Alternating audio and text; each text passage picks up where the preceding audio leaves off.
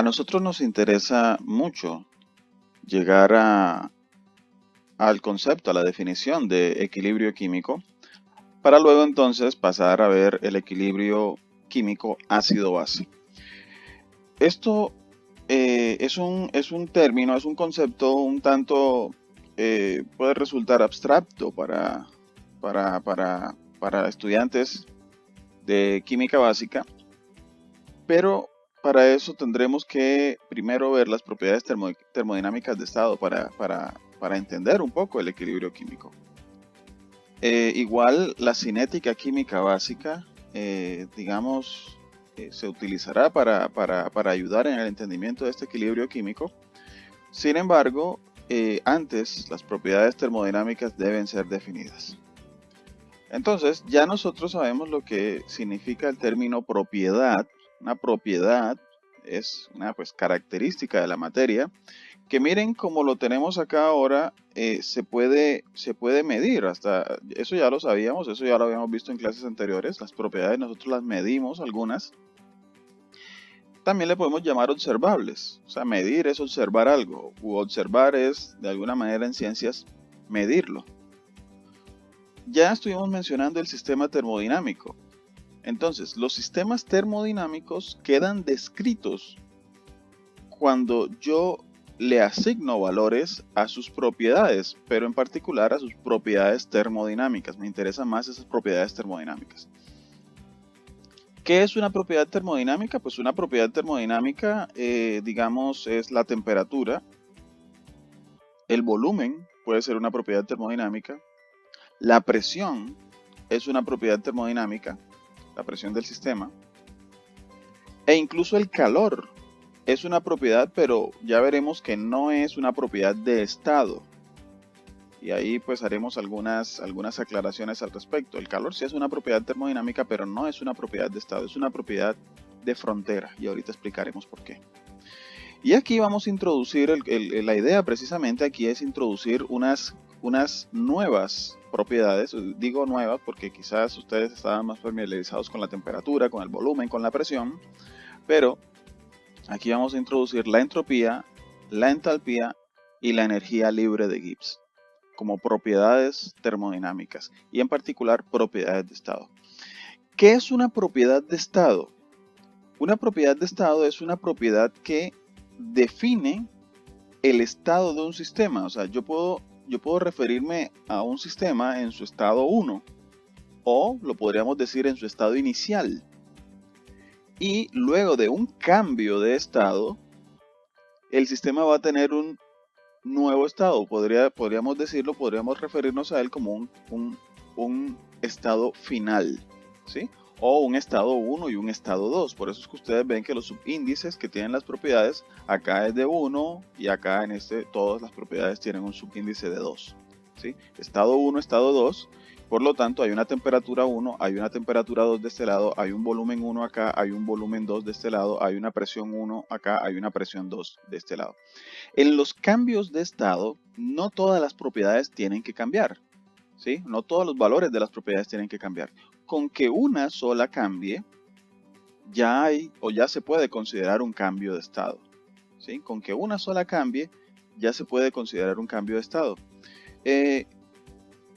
Claro que eso normalmente nunca pasa, normalmente siempre hay una propiedad íntimamente relacionada con otra o una que es dependiente de la otra y hace pues que al cambiar una pues cambie otra u otras propiedades.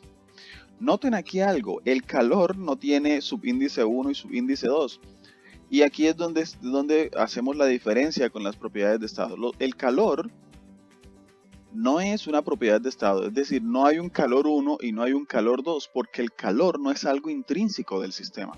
El calor solo aparece, solo lo vamos a tener cuando hay cambios de estado y el calor o se libera o se absorbe por el sistema. Pero digamos, no podemos decir que el calor es una propiedad termodinámica de estado. Nosotros no decimos que este sistema tiene un calor de tanto, ¿sí? Es más, si un sistema está en un solo estado y no ocurre cambio de estado, en el sistema no hay transferencia de calor, ¿sí? El sistema no transfiere calor porque está estable en un solo estado, el sistema. Solamente cuando hay cambios de estado, entonces es cuando hay transferencias de calor. Ahora, ¿qué es un sistema termodinámico? Ya les había comentado antes, un sistema lo puedo considerar una célula, una molécula, si quieren pues los astrofísicos hasta los consideran galaxias, un agujero negro, un ingeniero puede considerar un sistema termodinámico, no sé, una caldera, una olla a presión. El mismo universo lo puedo considerar yo un sistema termodinámico, ¿sí? Ahora, ¿qué es el universo? El universo es cuando yo delimito un sistema, el sistema más los alrededores me da el universo. Entonces fíjense que yo hablo de unos alrededores. Claro, porque el calor, por ejemplo, el calor se puede transferir desde y hacia los alrededores.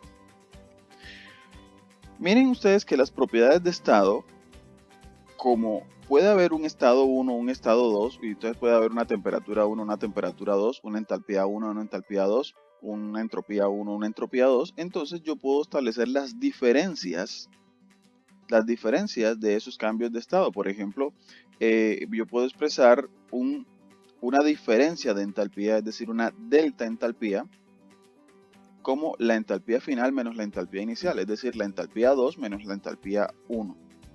¿Sí? Eso yo lo puedo hacer, esto yo lo puedo expresar con todas las propiedades de estado, es decir, yo puedo expresar un delta de temperatura, un delta de entropía, un delta de energía libre, un delta de presión, un delta de volumen, pero yo no puedo expresar un delta de calor. ¿Por qué? Porque el calor, recuerden, no es una propiedad de estado, por lo tanto no hay diferencias de calor. El calor es simplemente una cantidad que cuando hay cambios de estado o sale o entra.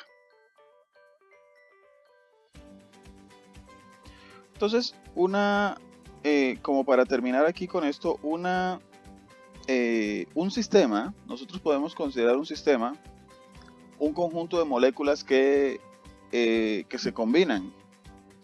Y si hay una reacción química, entonces ese sería el cambio de estado. Entonces, el estado 1 serían los reactivos, el estado 2 serían los productos, el cambio de estado sería la reacción. Entonces fíjense ya ahí cómo nosotros ya vamos armando esto, ¿no? En las reacciones químicas nosotros podemos hablar, claro, de temperaturas, de energías libres, de entalpías, de entropías, de presiones, de volúmenes. Todo eso se puede medir en una reacción química, en un sistema de donde vamos a medir o donde vamos a determinar un cambio químico, una reacción química. Hablemos entonces de esas propiedades de estado que nos interesan, de esas propiedades de estado que tal vez no conocíamos o con las cuales no estábamos familiarizados. La entalpía. Y observen que las propiedades de estado, como la entalpía, la entropía y la energía libre, digamos metodológicamente, en el laboratorio es mucho más sencillo medir el cambio que la entalpía en cada estado. Me explico. Es tecnológicamente o técnicamente más fácil medir el delta de H que medir la entalpía final o la entalpía inicial en una reacción química. Es decir, medir la entalpía de los productos, solamente de los productos, en ese estado de productos es un poco complicado, al igual que hacerlo para los reactivos, pero es mucho más fácil medir el cambio de entalpía. ¿Ok? ¿Cómo se define entalpía? Bueno, antes que nada, ¿cómo se define entalpía? La entalpía es la cantidad de calor transferido de los alrededores a un sistema o de un sistema a sus alrededores en un cambio químico. Por eso se le llama también calor de reacción. Ahora, ustedes dirán, pero a ver, profesor, usted me acaba de decir que el calor es una propiedad, no es una propiedad de estado, es una propiedad de frontera, por lo tanto no hay un calor inicial ni un calor final. Ok, eso, ¿por qué termina ahora convirtiéndose en una propiedad de estado? Pues miren, por esta condición que tenemos aquí, que el proceso se dé a presión constante. Cuando el proceso se da a presión constante, bueno, yo me imagino que ustedes entenderán que esto de aquí mostrar que delta de H es igual a H final menos H inicial, no es precisamente una ecuación que pues salga así de la nada, ¿no? Esto estamos hablando pues de todo un desarrollo matemático bastante extenso que involucra la primera y la segunda ley de la termodinámica, bueno, principalmente la primera ley de la termodinámica, y matemáticamente en las fórmulas, en el trabajo que se hace en esto, cuando la presión es constante, eso hace que el calor se me convierta ahorita en una propiedad de estado. Ahora, ¿de qué otra manera, para que de pronto la cosa no sea tan abstracta, de qué otra manera podríamos nosotros interpretar lo que es la entalpía? La entalpía lo podríamos definir, y pónganle mucha atención a lo que voy a decir, la podríamos definir como la capacidad que un sistema tiene para liberar calor. La capacidad que un sistema tiene para liberar calor. Recuerden, ¿qué necesita un sistema para liberar calor? ¿Ese calor de dónde sale? Ese calor sale de la energía interna de las partículas que conforman ese sistema. Y esa energía interna, recuerden que es el resultado de la suma de todos los tipos de energía cinética que esas partículas, ya sean moléculas, átomos o iones, pueden tener. Entonces, esa energía que está guardada allí, esa energía se puede convertir en calor, se puede transferir en forma de calor, ¿sí? A mayor de esa energía interna, mayor calor se puede transferir. Entonces, eso es a lo que le llamamos entalpía, claro, con la condición de que la presión sea constante. La presión no puede cambiar, si no, entonces no podemos hablar precisamente de entalpía. Muy bien, entonces vamos a comenzar pues a hablar ya en términos de ejemplos para entender mejor esto. Y vamos a hacerlo con esta reacción química. Miren, esta es la ecuación de la combustión del etanol, del alcohol etanol. Miren que aquí el etanol reacciona con 3 moles de oxígeno para producir 2 moles de dióxido de carbono y 3 moles de agua. Y, caramba, me acabo de encontrar acá en los productos 1367 kJ. ¿Qué es kJ? Es kilojoules o kilojulios. O sea, estoy encontrando como un producto de la reacción, estoy encontrando una cantidad de energía. Eso es un poco raro verlo así, ¿no? Pero bueno, sí, digamos que se puede poner como un producto de la reacción, o a veces como un reactivo en la reacción, se puede poner una cantidad de energía. En este caso, encontrar esta energía en los productos lo que quiere decir es que esta energía se liberó de los reactivos. Es decir, los reactivos dentro de sí tenían guardada esta energía, estos 1367 kilojulios. Y cuando sucede la reacción, además de los reactivos convertirse en productos, se libera toda esta cantidad de energía. Se libera, si está del lado de los productos es porque se libera esa cantidad de energía. ¿Sí? Y eso pues es, si lo llevamos a la práctica, eso tiene mucho sentido. El etanol, cuando hace combustión, pues libera energía en forma de calor, libera energía en forma de luz, libera principalmente calor, ¿sí? Y esa ecuación que está allí, nosotros también podemos escribirla de esta manera que tenemos acá. Es decir, volvemos a escribir la reacción la ecuación con sus reactivos, sus productos, pero ahora ya no le pongo en el producto, no le pongo esa cantidad de calor, sino que pongo esto. Diferencia de entalpía o el delta de entalpía es igual a menos 1367 kilojulios por mol. En algunos libros van a encontrar ustedes que aparece así por mol de reacción, pero realmente lo podemos considerar como por mol de etanol. Entonces, ¿qué quiere decir esto? ¿Por qué ahora cambió de signo? Bueno, precisamente es porque aquí ahora estamos hablando nosotros de la diferencia, ¿sí? Los productos tienen una entalpía, los reactivos tienen otra entalpía. Sí, fíjense, si en la reacción se liberó calor, o sea, se liberó energía, quiere decir que los reactivos tenían más energía que los productos. Y como nosotros aquí esta diferencia hacemos es entalpía de los productos menos entalpía de los reactivos, ¿qué va a pasar? Que como la entalpía de los productos es menor que la de los reactivos, esta cantidad tiene que darme negativa, ¿sí? Entonces por eso el delta de H es menos la cantidad de energía que se liberó, ¿sí? Aquí en esta gráfica podemos verlo también. Miren, la entalpía de los reactivos estaba por acá arriba. Ocurrió la reacción y ¿dónde quedó la entalpía ahora? Quedó por acá abajo, ¿sí? Pero como el delta de H es la entalpía de los productos menos la entalpía de los reactivos, porque es la final menos la inicial, ¿sí? Entonces por eso esto me da negativo, 1367 kilojulios de delta de H.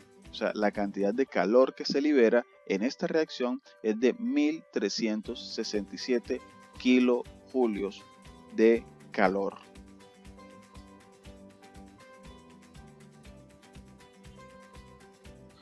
A ver, resolvamos este ejercicio.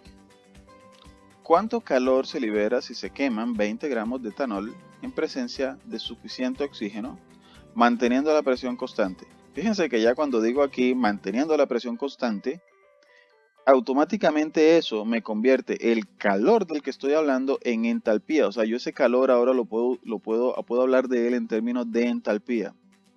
Entonces, si quiero saber cuánto calor liberan 20 gramos de etanol, entonces yo me voy aquí a la ecuación que tenía, la de la combustión del metanol, y con su delta de H, con su delta de entalpía, que es menos 1367 kilojulios por mol de reacción. Aquí quiero aclarar algo. 1367 kilojulios es la cantidad de energía que se libera del sistema, ¿sí? Que se libera desde los reactivos. No es que hayan energías negativas. Las energías no toman valores negativos. Las energías, las cantidades de energía son positivas. Este signo negativo simplemente me está indicando la dirección de la transferencia del calor. Esto lo que me está indicando es que el calor se libera desde los reactivos y los productos quedan entonces con menos entalpía, ¿sí? Si esta cantidad fuera positiva, lo que me querría decir es que entonces son los reactivos los que tienen menos entalpía y necesitan aumentar su entalpía para convertirse en los productos. Es decir, ganan entalpía. Entonces eso me mostraría un delta de H positivo. Pero no es que hayan energías negativas o energías positivas. Bueno, o más bien, todas las energías tienen siempre valor positivo. Y no solamente hablo de la entalpía, sino de cualquier otra forma de energía, ¿sí? El signo se refiere a la dirección del proceso. Entonces, para resolver, miren, me están preguntando por la cantidad de calor, ¿sí? La cantidad de calor liberado. Y aquí nosotros pues podemos ver que el calor que se libera, miren que esto lo saco yo de la ecuación, el calor liberado, 1367 kilojulios. ¿Quién libera eso? Pues eso lo libera 46.07 gramos de etanol. ¿De dónde saco yo eso? Pues eso lo saco yo de aquí, de la fórmula molecular. Esa es la masa molar del etanol, ¿sí? Entonces eso yo lo puedo utilizar como un factor de conversión. Esto es así como lo hicimos ahorita con los cálculos estequiométricos que les mostré hace un rato, o que les mostré en la sección inmediatamente anterior. Y bueno, como nos estamos partiendo de 20 gramos de etanol, entonces aquí se puede cancelar gramos de etanol con gramos de etanol y la respuesta me va a quedar ahora en kilojulios. Entonces serían 593 kilojulios de energía la que se libera a partir de 20 gramos de etanol. Ojo que miren, esto aquí yo no tengo que poner esto negativo. ¿Por qué no tengo que poner esto negativo? Porque, de nuevo, no hay energías negativas. Este signo acá simplemente lo que me está queriendo decir es que la energía se liberó. Entonces, yo como me están ya preguntando cuánto calor se libera, ya yo sé que se libera calor. Entonces, simplemente son 593 kilojulios de calor los que se están liberando. Igual si esta delta de H fuera positiva acá, yo igual voy a utilizar ese valor positivo acá. Simplemente ya yo tengo la conciencia, ya yo tengo en mente que el calor entonces en ese otro caso se estaría absorbiendo, ¿sí? Eso es lo que quieren decir los signos de delta de H. Por favor, ténganlo en cuenta. Por favor, no lo pierdan de vista nunca. Entonces, eso quiere decir que hay procesos, ya les dije, que liberan calor, reacciones que liberan calor, y hay reacciones que absorben calor. Entonces, esos procesos tienen un nombre. Los procesos que absorben calor y absorben calor de los alrededores, esos procesos se llaman endotérmicos.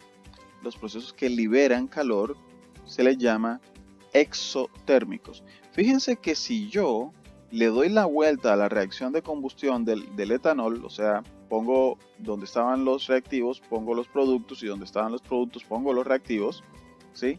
¿Qué pasa con el delta de H? Pues el delta de H simplemente me cambia de signo.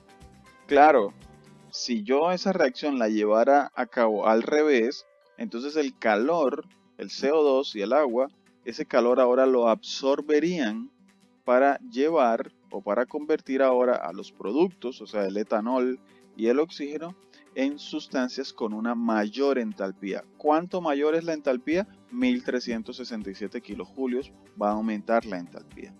Entonces eso ténganlo muy en cuenta. Este proceso, o sea, si un proceso es exotérmico, cuando yo lo escribo de manera inversa, pues se me va a hacer un proceso endotérmico, ¿sí? Aquí miren, algo para aclarar, porque esto sí lo vamos a estar encontrando mucho en los ejercicios que se resuelvan, es que ustedes van a encontrar esta bolita, ¿sí? Esta bolita la van a estar encontrando en diferentes ejercicios. Esta bolita pues lo que nos quiere decir es esto, estado estándar. Estado estándar, ¿a qué se le llama estado estándar?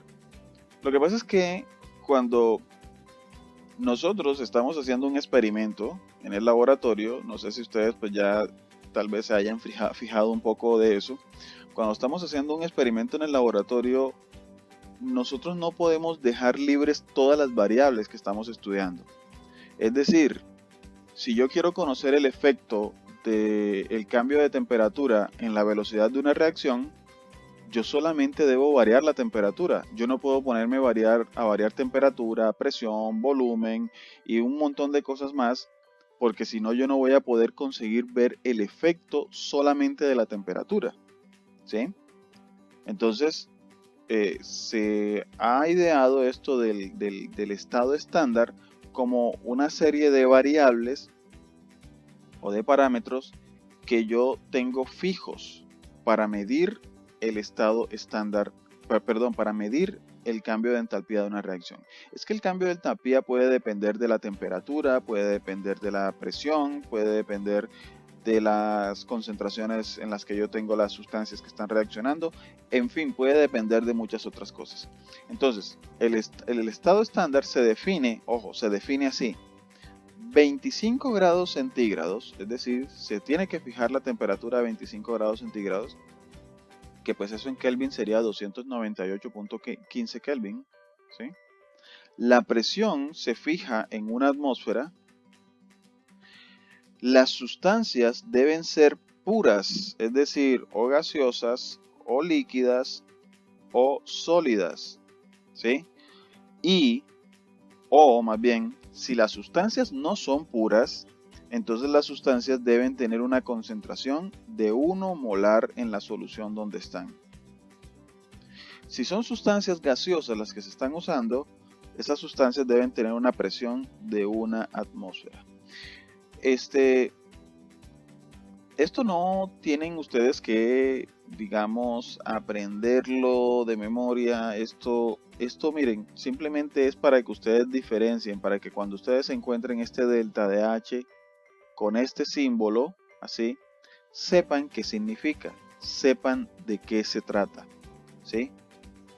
simplemente entiendan que es un estado en el cual se definieron los valores de unos parámetros.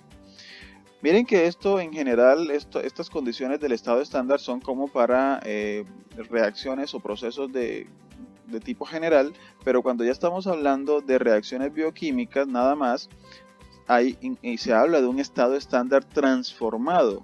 Es decir, además de ponerle el supracero que se le pone, también se le pone una coma, ¿sí?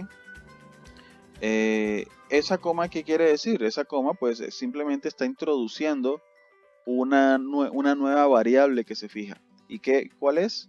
El pH, ¿sí? El pH que se fija en un valor de 7, y sobre todo eso en procesos bioquímicos es muy importante, pues porque recuerden ustedes que muchos procesos bioquímicos dependen en gran medida del pH del medio en el que se encuentre. Si nosotros alteramos el pH, esto altera el comportamiento de muchas enzimas, el comportamiento de muchas otras proteínas o biomoléculas que se encuentran en el medio. Entonces, este es el estado estándar transformado que más se utiliza en bioquímica. O sea, además de todo esto, agrégale también el pH igual a 7.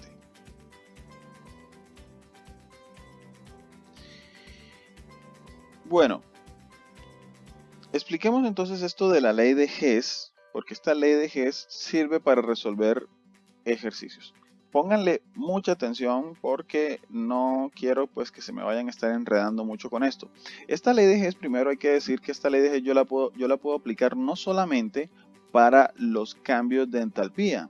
Yo también puedo aplicar la ley de Hess para cambios de entropía y cambios de entropía. O sea, yo la puedo utilizar con diferentes propiedades termodinámicas de estado. Entonces, la ley de Hess, miren, es algo muy sencillo. Lo único que me dice es que si un proceso se lleva a cabo en una serie de pasos, o sea, de reacciones individuales, entonces el cambio de entalpía de todo el proceso va a ser la suma de los cambios de entalpía de cada una de las reacciones individuales. Entonces, aquí tenemos un ejemplo para llegar mejor a la comprensión de esto. Miren este proceso que está aquí. Este proceso me indica pues que el grafito, ¿sí? El grafito que es carbón, es una forma de carbón, es una forma alotrópica del carbón. El grafito cuando se quema en presencia de oxígeno puede producir monóxido de carbono. Esto que está aquí es monóxido de carbono. Ahora, no conozco la entalpía de esa reacción. Quisiera determinar la entalpía estándar, ¿sí? Así se le llama pues cuando es la entalpía en el estado estándar. Quiero determinar la entalpía estándar de esa reacción. Pero, miren la información que tengo acá abajo. Esta información, digamos, me la tienen que proveer. Para yo determinar esto de acá arriba, tienen que darme esta información de acá abajo. ¿Cuál es la información que me están dando? Observen, el grafito, cuando reacciona con oxígeno, pero fíjense que está reaccionando ya no con media mol de oxígeno, está reaccionando con una mol entera de oxígeno. Cuando el grafito está lo suficientemente oxigenado, ya no se convierte en monóxido de carbono, sino que se convierte en dióxido de carbono. Ahí está, ¿sí? ¿Sí ven? Entonces, allí pues tenemos la entalpía para esa reacción. La entalpía para esa reacción es de menos 393.5 kilojulios por mol. Y miren esta otra reacción. El monóxido de carbono, cuando reacciona con media mol de oxígeno, se convierte en dióxido de carbono. Entonces, esta es una reacción que libera menos 283.0 kilojulios por mol. Ahora, ustedes, no sé si ya se dieron cuenta, pero nosotros podríamos ver esto de la siguiente manera. Esta reacción de acá, o sea, la reacción de la oxidación completa del grafito, ¿sí? Y digo oxidación completa porque termina formando el CO2. Fíjense que se oxida, o sea, se oxida completamente quiere decir que consume más oxígeno. Aquí consumió 1 mol, acá consumió nada más media, ¿sí? Yo podría esta reacción completa considerarla la suma de dos procesos. La suma de, miren, primero el grafito convirtiéndose en monóxido de carbono con media mol de oxígeno, y luego el monóxido de carbono, o sea, este de acá, con la otra media mol de oxígeno convirtiéndose en CO2. O sea, es como si este proceso que tengo acá encerrado en rojo, como si este proceso se llevara a cabo en dos etapas. Esta primera etapa de aquí y esta segunda etapa de acá. ¿Sí? ¿Ok? Entonces, eso querría decir que, miren, la entalpía esta entalpía de aquí, ¿sí?, sería igual a esta entalpía de acá, del primer proceso, ¿sí?, más la entalpía de este otro proceso. ¿Ok? Ojo, tengan mucho cuidado que esta es una suma algebraica. O sea, la suma algebraica, recuerden que tiene en cuenta los signos. ¿Ok? Entonces, fíjense, si este proceso global es la suma de este y de este, entonces, y no conozco este de aquí, ¿qué tengo que hacer yo para conocer este proceso? Pues este proceso va a ser el resultado de restarle a este proceso global, restarle este proceso de acá. ¿Sí? Hablo de las entalpías, ¿no? Entonces, vean ustedes, por favor, ¿qué tengo aquí? Acá tengo el proceso global. Este es el proceso global. Miren que aquí está el proceso global. Este es el que tenemos arriba, ¿verdad? Ese es el proceso completo. Y como le voy a restar este de acá abajo, ¿sí?, se lo voy a restar. Es decir, restar es cambiarle el signo a delta de H. ¿Sí? Sí, porque si yo tengo menos 393.5 menos 283.0, eso hace entonces que el menos 283 ahora se me convierta en más 283. Miren, aquí lo pueden ver, ¿sí? Menos me termina dando más. Es que lo voy a restar. Recuerden que tengo que restarlo, por eso se pone aquí menos 2. O sea, el proceso 2 es este, entonces lo ponemos como menos 2. Pero, ¿qué pasa cuando yo cambio el signo de la entalpía? Lo vimos por allá un par de diapositivas más atrás, o una diapositiva más atrás. Cuando yo cambio el signo de la entalpía, ¿qué pasa entonces con la ecuación? La ecuación también tiene que cambiar su sentido. Fíjense que ya no está como CO más oxígeno, más media de oxígeno produce CO2, sino que ahora es CO2 produce CO más media de oxígeno. Es decir, le cambié, invertí la ecuación. ¿Qué pasa? Que al invertir la ecuación, yo lo que hago es, fíjense, grafito, aquí está el grafito, oxígeno más CO2, sería oxígeno más CO2, ¿y qué me quedaría de este lado? CO2, CO y media de oxígeno. ¿Qué pasa? Que miren, el CO2, con el CO2, como tengo una mol de CO2 del lado de los reactivos y tengo una mol de CO2 del lado de los productos, estas se cancelan, ¿sí? Y acá como tengo una de oxígeno, ¿sí?, y acá tengo media de oxígeno, ¿qué pasa? Que si tengo una de oxígeno acá, o sea, 2 medios de oxígeno los tengo acá, yo puedo cancelar este medio de oxígeno, lo puedo cancelar con medio de oxígeno de acá, entonces como acá tenía 2 medios, me quedaría un medio de oxígeno. ¿Sí?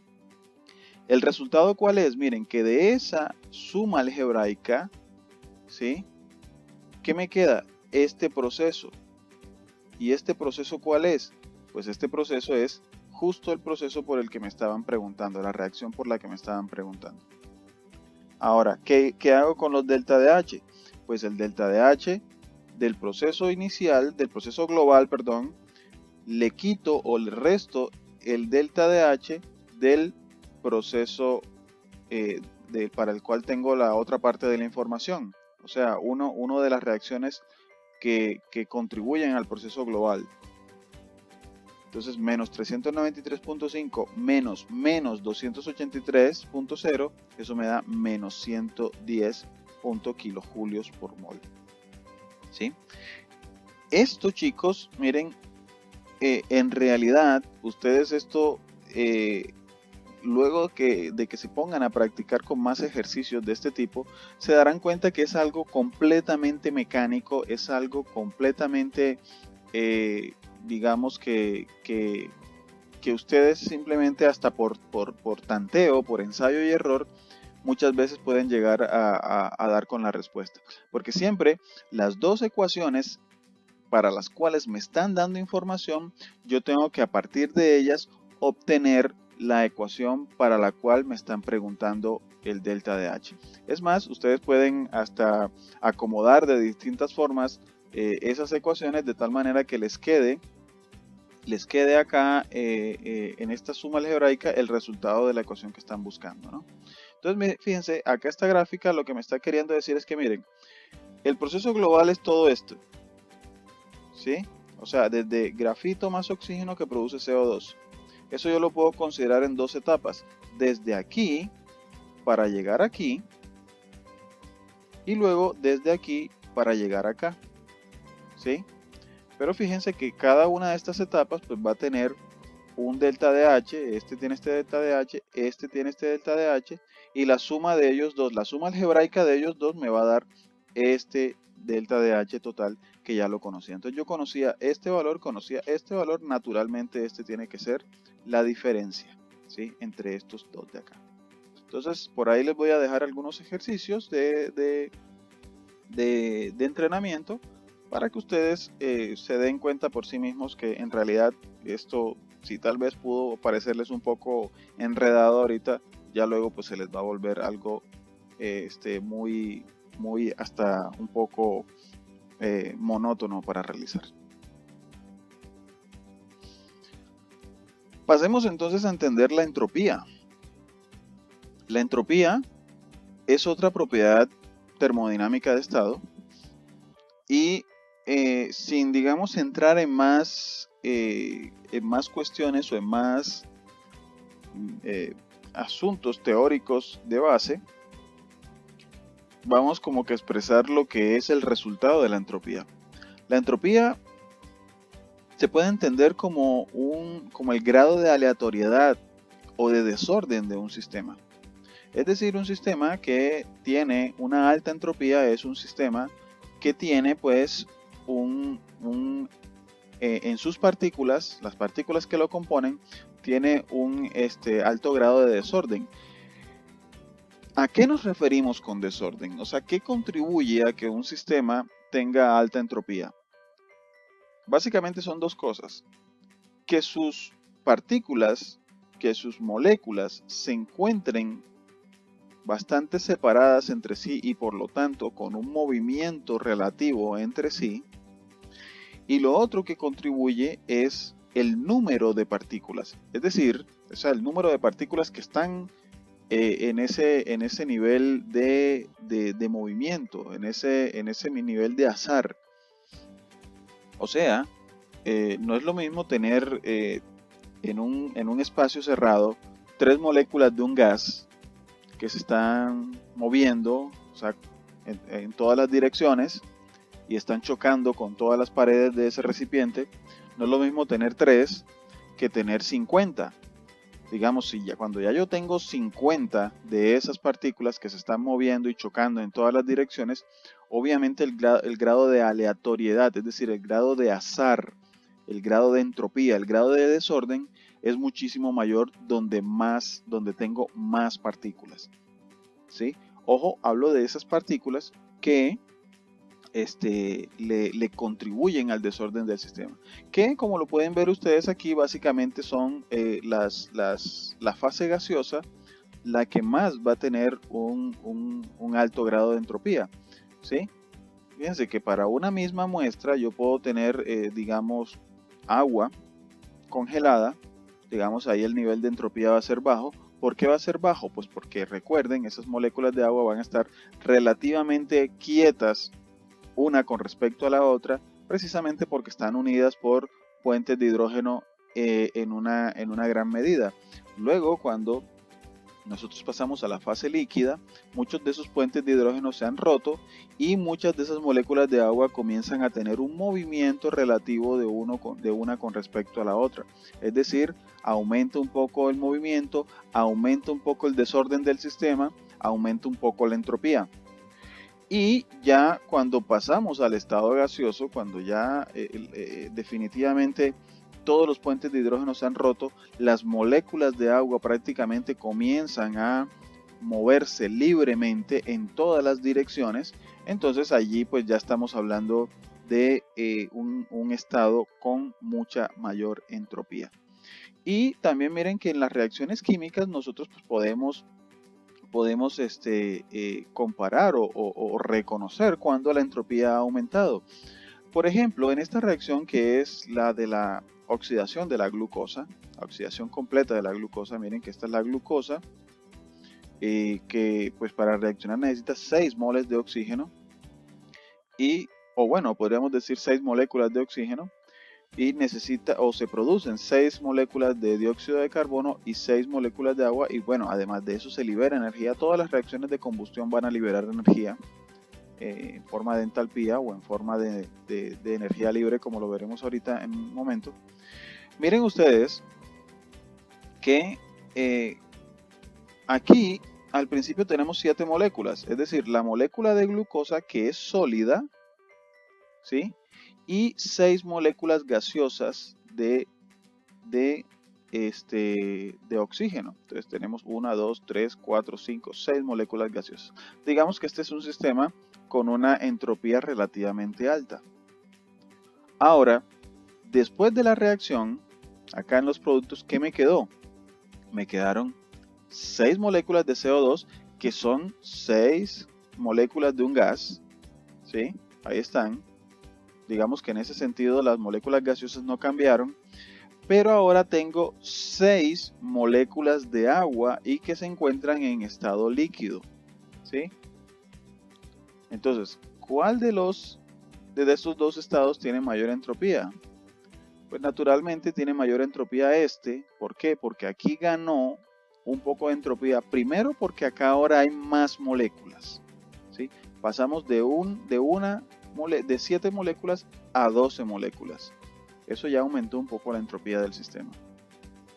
Y que también contribuyó a que aumentar la entropía del sistema, que acá pues teníamos una molécula sólida, en fase sólida, que pues es de muy baja entropía, y acá ahora lo reemplazamos por 6 moléculas en estado líquido, y el estado líquido es un estado más desordenado, un estado con mayor entropía. Entonces, muy atentos a esto, muy atentos a este tipo de análisis. Esto nos permite a nosotros saber cuándo un sistema aumenta o disminuye su entropía, y recuerden que pues nosotros también podemos, como es una propiedad de estado, expresarla como un delta de entropía. Entonces la entropía final menos la entropía inicial, o la entropía de los productos menos la entropía de los reactivos, eso me da ese delta de entropía. Entonces cuando la entropía de los productos es mayor que la entropía de los reactivos, entonces fíjense que sería restar una cantidad mayor menos una cantidad menor, eso me da una cantidad positiva, es decir, una cantidad mayor que 0, ¿cierto? Entonces allí, digamos, en este caso, en este caso de aquí de esta reacción, el cambio de entropía es mayor que 0, es positivo, ¿sí?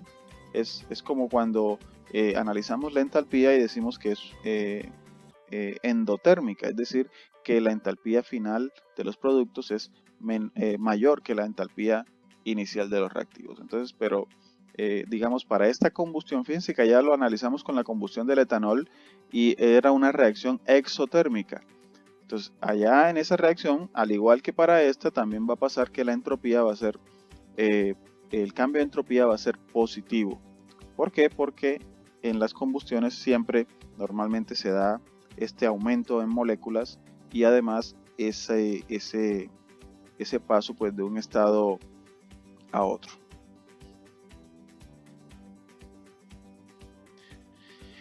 Y bueno, esto nos lleva a hablar de la energía libre de Gibbs. La energía libre de Gibbs es otra propiedad termodinámica de estado. Esta es, digamos, la propiedad a donde queríamos llegar, y si se dan cuenta, pues esta propiedad depende de la entalpía y depende de la entropía. Y les voy a pedir mucha atención porque esta propiedad nos permite sacar una serie de conclusiones importantísimas, sobre todo con respecto a esto, a lo que llamamos espontaneidad. ¿Qué es la energía libre? La energía libre es la cantidad de energía útil. Y ojo con eso, que eso de útil es bien importante en este momento. La cantidad de energía útil que se puede obtener en forma de trabajo de un proceso, ¿sí? Es decir, en un cambio de estado. Claro está, tiene que ser a temperatura y presión constantes. Entonces, matemáticamente, el cambio de energía libre es tomar el cambio de entalpía y restarle el cambio de entropía multiplicado por la temperatura. ¿Ok? Ahora, fíjense que delta de G, como cualquier otra propiedad de estado, yo la puedo expresar como energía libre final menos energía libre inicial. Energía de los productos, energía libre de los productos menos energía libre de los reactivos. Entonces eso me puede dar valores mayores que 0, menores que 0, es decir, positivos o negativos, o me puede dar igual a 0, y dependiendo de eso, yo puedo tener diferentes interpretaciones, ¿sí? Ahora, no sé, volvamos un poco a lo que es la energía libre de Gibbs. La energía libre de Gibbs, ya lo dijimos, que es la cantidad de energía útil que yo puedo obtener de un sistema, que yo puedo aprovechar de un sistema. Me explico con eso. Un sistema va a tener una cantidad de energía interna. Recuerden que esa energía interna se traduce en términos de entalpía, ¿sí? Entonces el sistema tiene una cantidad de entalpía determinada. Sin embargo, miren que hay un menos acá, ¿sí? Ese menos me está restando una porción de esa energía interna, que normalmente viene relacionada mucho con la entropía del sistema. Mejor dicho, en muchos cambios de estado, si toda la energía fuera 100% aprovechable, sería toda la entalpía del sistema. Pero hay una ley termodinámica que me prohíbe eso, o que me limita eso. Prácticamente me está diciendo esa ley, que es la segunda ley de la termodinámica, que yo no puedo nunca aprovechar al 100% toda la energía de un sistema. Va a haber una parte de esa energía que se me va a ir o se me va a perder en forma de entropía, ¿sí? Les doy un ejemplo. Una hidroeléctrica. En las hidroeléctricas, ¿cómo funcionan? Las hidroeléctricas básicamente funcionan cuando yo dejo caer una cantidad de agua, una masa de agua que se encuentra a una altura determinada y por lo tanto se encuentra a una energía potencial gravitacional determinada, y cae hasta otra altura, y que por lo tanto esa masa de agua a esa otra altura va a tener una energía potencial gravitacional menor que la masa de agua que se encontraba más arriba. ¿Para dónde se va esa energía potencial gravitacional? Pues esa energía potencial gravitacional ahora se le transmite al movimiento de una turbina. Ese movimiento de esa turbina, pues eso se está convirtiendo en energía mecánica, y luego esa energía mecánica, bueno, al poner un arreglo de superimanes y de pues otros asuntos ya de ingeniería, se termina convirtiendo en energía eléctrica. La cuestión es que no toda la energía de la diferencia de energía potencial gravitacional se va a convertir en energía eléctrica. porque gran parte de esa energía se va a perder, digamos, cuando, por ejemplo, cuando el agua cae sobre la turbina, gran parte del agua se dispersa, gran parte del agua se convierte en vapor, gran parte pues, del sistema o del proceso es se pierde, digamos, en forma del calor de la fricción del movimiento de la turbina. En fin, hay una gran cantidad de cosas allí que no van a dejar que la energía sea aprovechada al 100%. Entonces, gran parte de esa energía que no se aprovecha, digamos, es transformada o es convertida en entropía. Eso entonces como para que nos quede un poco más claro lo que significa la energía libre de Gibbs. La energía libre de Gibbs no es igual a la entalpía ni es igual a la energía interna del sistema, aunque está bastante relacionado, o tiene que ver mucho, pero no es igual. Entonces, de nuevo, volvemos a la interpretación de delta de G en procesos endergónicos, exergónicos y en equilibrio. Fíjense que ya no estamos hablando de endotérmico, ahora hablamos de endergónico. Nosotros nos referimos a endotérmico para procesos que absorben calor.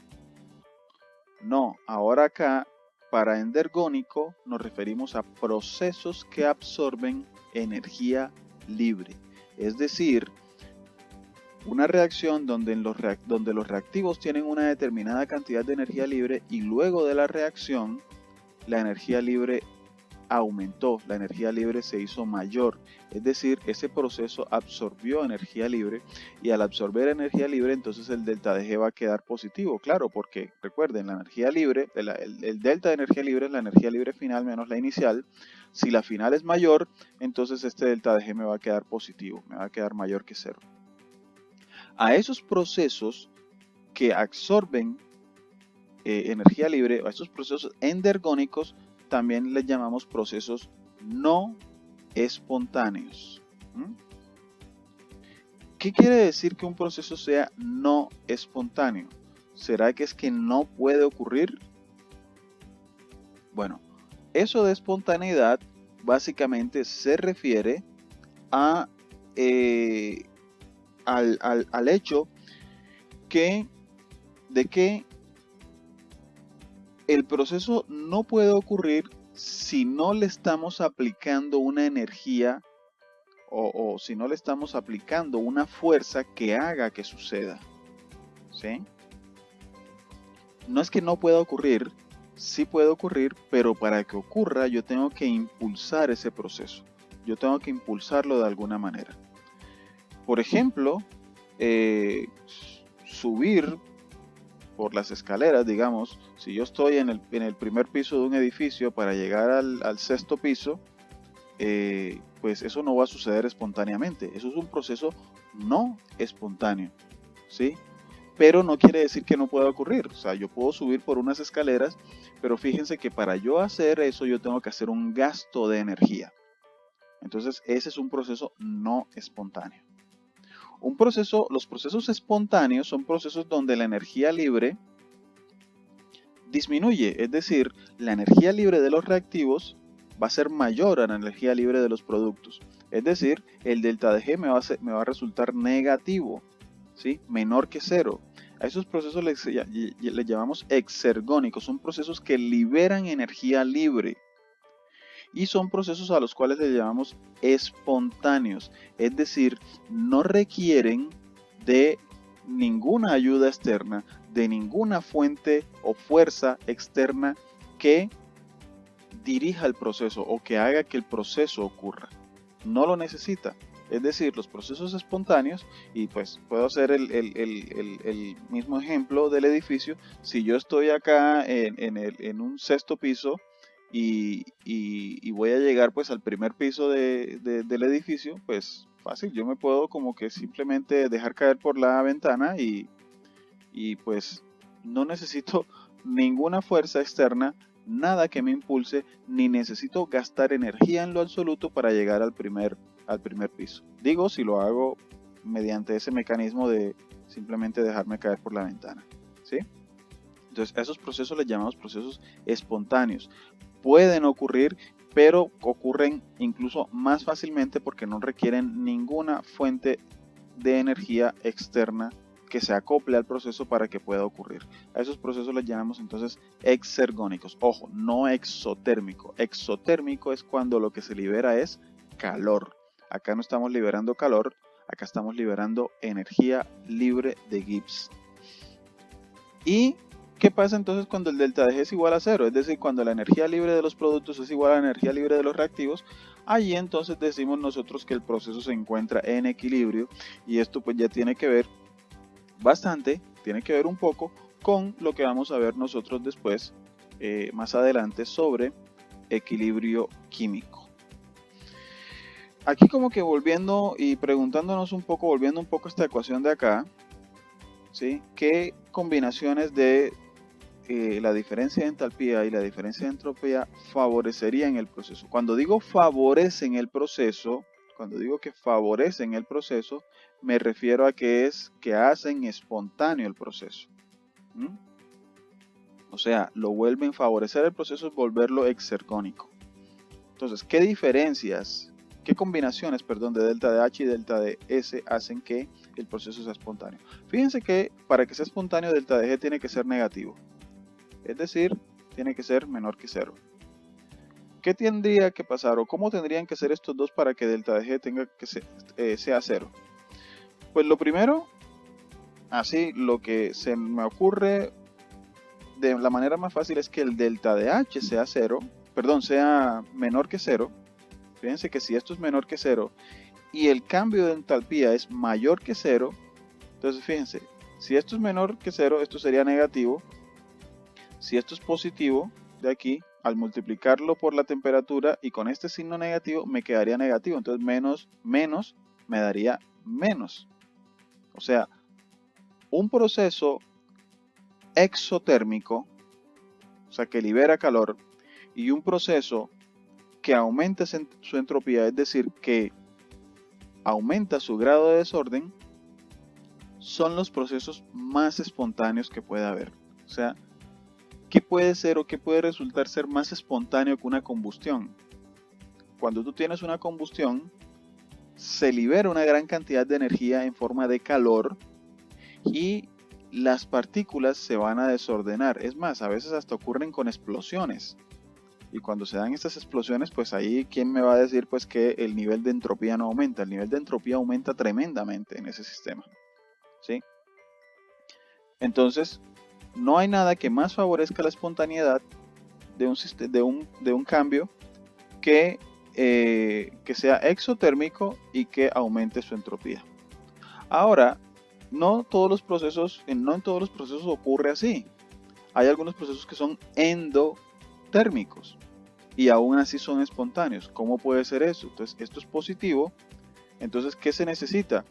Que esto de aquí, el grado de entropía o el aumento de entropía, o que la diferencia de entropía sea positiva, es decir, sea mayor que 0, pero que sea bastante grande. Es decir, necesitamos que haya mucha entropía o un aumento muy grande de entropía si el proceso va a ser endotérmico, para que entonces eso compense, digamos, esa contribución, esa contribución en contra de la espontaneidad del proceso por acá por el lado del calor, ¿sí? Ahora, también puede ser que la entropía sea negativa, pero si la entropía es negativa, entonces ahí necesitamos, para que sea espontáneo, necesitamos entonces que delta de H sea negativo y que sea bastante grande, es decir, que libere bastante calor el proceso. Entonces son diferentes combinaciones las que se pueden utilizar para que el delta de G sea negativo. Ahora, y aquí les tengo estas dos imágenes simplemente para mostrar un ejemplo.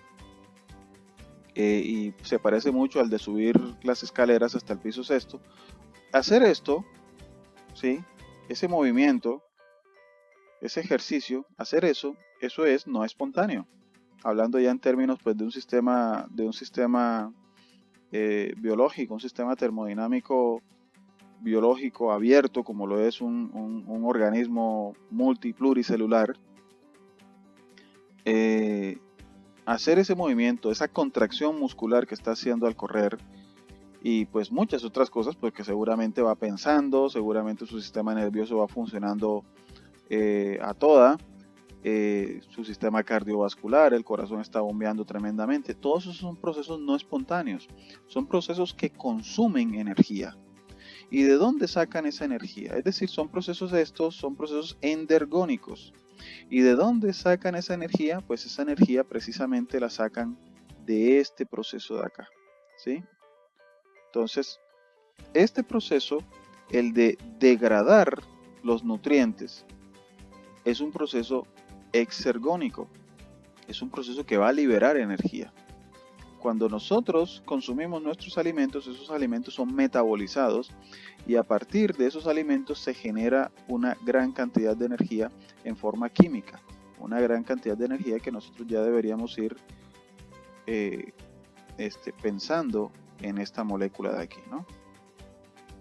No sé cuántos hayan escuchado hablar de ella, ¿no? Del ATP, una molécula pues que se le conoce también como la moneda energética de la célula, del metabolismo.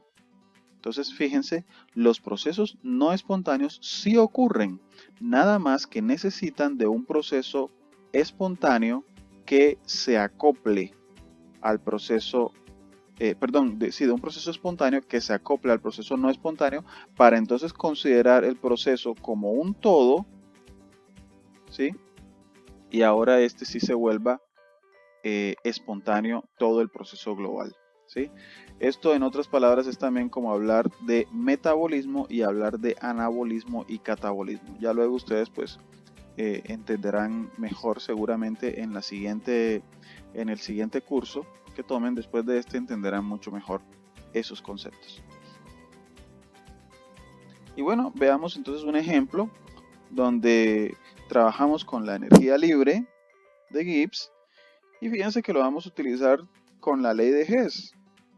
Entonces fíjense que ya la ley de Hess, ya ustedes le van viendo algún sentido. La ley de Hess se utiliza precisamente para identificar esos procesos que se acoplan, procesos espontáneos y no espontáneos que se acoplan y que hacen que los procesos globales sean espontáneos y por lo tanto ocurran. Entonces, miren que tenemos aquí. Aquí estas dos reacciones que se muestran aquí son reacciones que ocurren en una ruta metabólica. Ustedes verán, es la glucólisis o la glicólisis. Bueno, en particular esta reacción que ustedes están viendo aquí. Esta reacción, esto de aquí se llama fosfonolpiruvato. Y el fosfonolpiruvato, digamos, reacciona con el ADP para formar esto que se llama piruvato y formar ATP.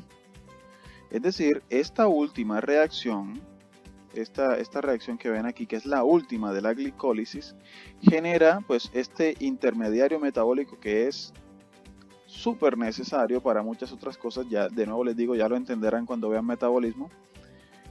Y miren que libera una buena cantidad de energía, libera menos 31.4 kilojulios por mol de energía. Miren que esto está medido en estado estándar, ¿verdad? En estado estándar transformado, es decir, que estos simbolitos de aquí quiere decir que este valor de aquí, menos 31.4, está definido a 25 grados centígrados, a una atmósfera de presión, con concentraciones de cada uno de estos, o sea, de PEP, de ADP, de piruvato y de ATP de 1 molar.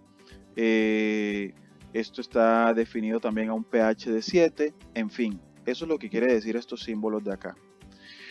Entonces, este proceso yo lo puedo considerar la suma de estos dos. Miren que acá el fosfonolpiruvato se hidroliza, es decir, reacciona con el agua para formar piruvato y esto que se llama fósforo inorgánico.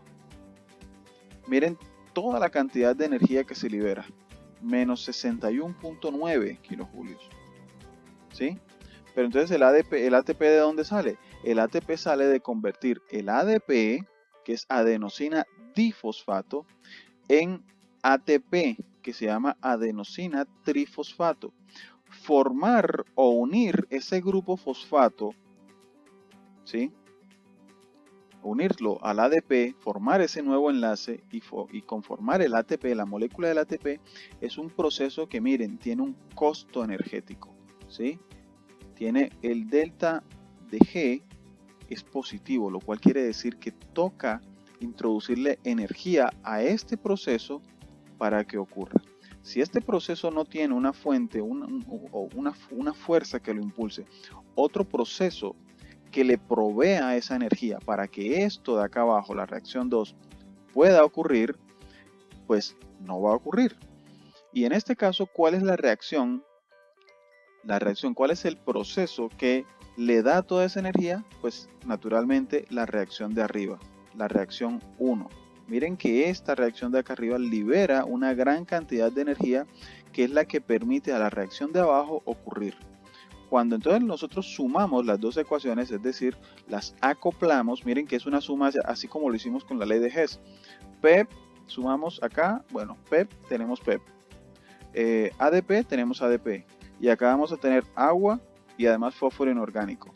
Y acá vamos a tener piruvato, ATP y también agua y fósforo inorgánico. Por eso es que agua se cancela con agua y fósforo inorgánico se cancela con fósforo inorgánico, y por eso es que no me aparecen en la reacción de abajo, en la ecuación de abajo.